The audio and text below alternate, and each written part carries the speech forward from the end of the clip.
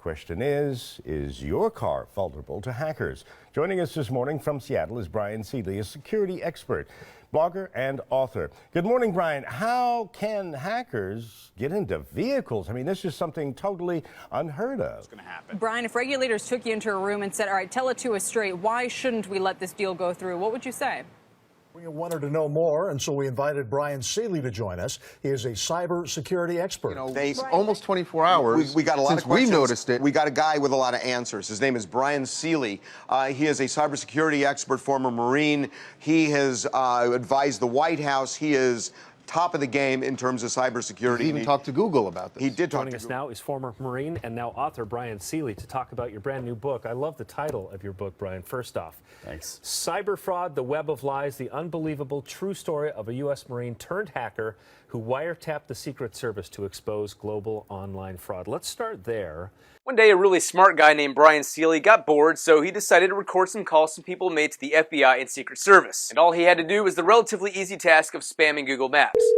You've reached the San Francisco division of the Federal Bureau of Investigation. With software called Dynamic Interactive, Seely generated fake numbers for each agency and recorded the calls. When someone called the spam number, he simply forwarded them to the real office and hit record. And Seely's thinking it probably shouldn't be this easy. Turns out Seely's a network engineer, one who's worked for behemoths like Microsoft. At one point, he even got paid to spam Google Maps, but then he told Google to fix the flaw. But they didn't. Not only that, spamming on Google Maps can actually be lucrative depending on how well you exploit it. It's practically a cottage industry, and fake listings are all over the place. This guy even tells you how easy it is just to call attention to the problem. Anyway, to give Google a little kick in the butt to fix the loophole, Seely needed an effective demonstration to get their attention. So he simply waltzed into the Secret Service office in Seattle and intercepted a call from a DC cop calling about an active investigation. Seely was patted down, read his rights, and stuck into an interrogation room. Not too long after that, a special agent there called Seely a hero, and he was let go. In the end, Google apparently is finally investigating the issue. The FBI has not released a statement, and Seely's a badass. How did the feds even know this was happening?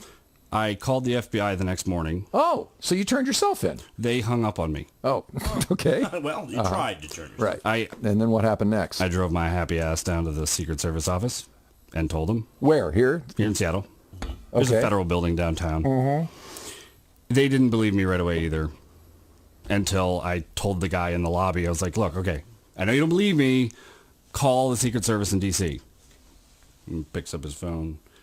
And luckily, he uses Google Maps, pushes dial, phone up to ear. He knew the guy on the other end in D.C. After he hung up the phone, I pushed play, and it played both sides. Wow. Holy crap. And he said, oh, shit. And they put me up against the wall. They read me my rights. What? They patted me down. You went there voluntarily. Yeah. Well, did you at that point think, well, I was stupid to even bring this to their attention? Yeah. Yeah. Like all the time. But it was kind of too late at that point. Yeah, of course. It was like, I changed my mind. Right. I would like to leave, please. Right now. No? Don't you insist on having an attorney present immediately? Did they read you your rights? They give you a form with the rights on it saying, do you understand these? You sign it.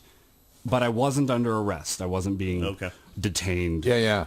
But I know what you say then. I've watched enough television. Well, then I'm going to walk my ass straight out of here. Oh, yeah, they love that, by the way. Just totally do that all the time. The Secret Service ended up calling Google, some guy at Google, and they got it turned off.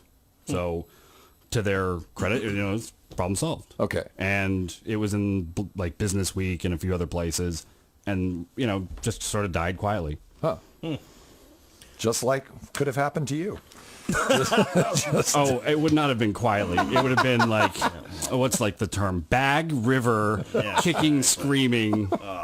Bryan Seely and Ben Caudill say they've discovered one of the biggest potential security holes of the modern era, one that can leave your data and that of your kids exposed to any hacker willing to find it.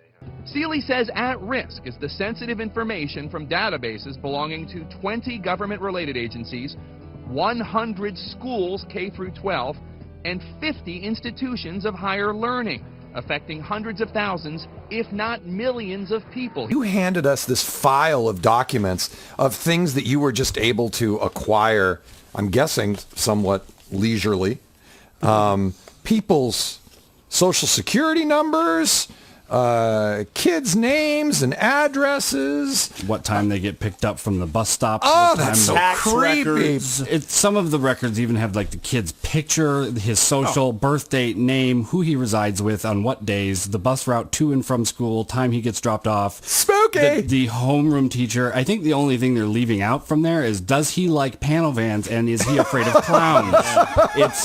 It's like sheerly terrifying on like how much information they needlessly collect, and most of the time you don't need to give a company your social. Hackers claim they've uncovered a flaw in LinkedIn that could help bad hackers steal someone's identity. In a Couple 4 exclusive, problem solver Matt Markovich explains how the email loophole can put even the rich and famous at risk. Bryan Seely is showing me what he calls a logic flaw in the social networking site LinkedIn. A flaw hackers could exploit. For example, Bryan creates lists of guesses for outspoken billionaire investor Mark Cuban, who he chose at random. Within seconds, he has a match and Cuban's verified email address. He's like the Mother Teresa of the internet. Yes.